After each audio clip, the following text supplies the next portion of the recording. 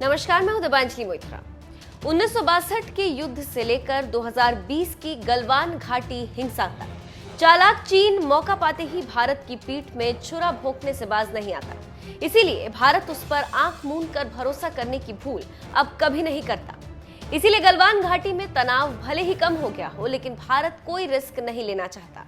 यही वजह है कि मोदी सरकार ने बुधवार को बड़ा फैसला लेते हुए सेना के तीनों अंगों को 300 करोड़ रुपए की खरीदी का अधिकार दे दिया, जिससे वो आपात स्थिति में अपनी जरूरतों के मुताबिक कोई भी उपकरण खरीद सके। उत्तरी सीमाओं पर मौजूदा सुरक्षा स्थिति और देश की सीमाओं की रक्षा के लिए सशस्त्र बलों की मजबूती की जरूरतों को देखते हुए बुधवार को रक्षा मंत्री राजनाथ सिंह की अध्यक्षता में रक्षा खरीद परिषद यानी डीएसी की अहम बैठक हुई।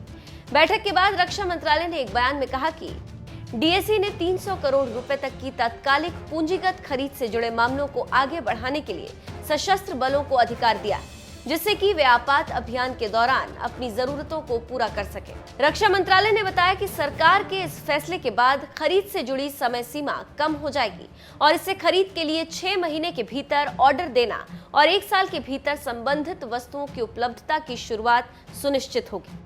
यही नहीं, रक्षा मंत्रालय ये भी जानकारी दी कि पूर्वी लद्दाख में चीन के साथ गतिरोध के बीच सेना के तीनों अंगों ने अपनी क्षमताओं को और बढ़ाने के लिए पिछले कुछ हफ्तों में कई तरह के सैन्य उपकरणों, अस्त्र शस्त्रों और सैन्य प्रणालियों की खरीद शुरू भी कर दी।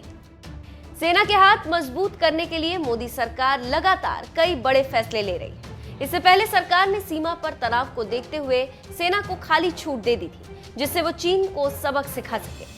यही नहीं, सीमा पर जब चीन ने हथियार और सेना बढ़ाए तो भारत ने भी उसके बराबर सेना तैनात कर दी। भारत की तरफ से मिले मुंहतोड़ जवाब के बाद बैकफुट पर आए चीन को आखिरकार वापस लौटना पड़ा।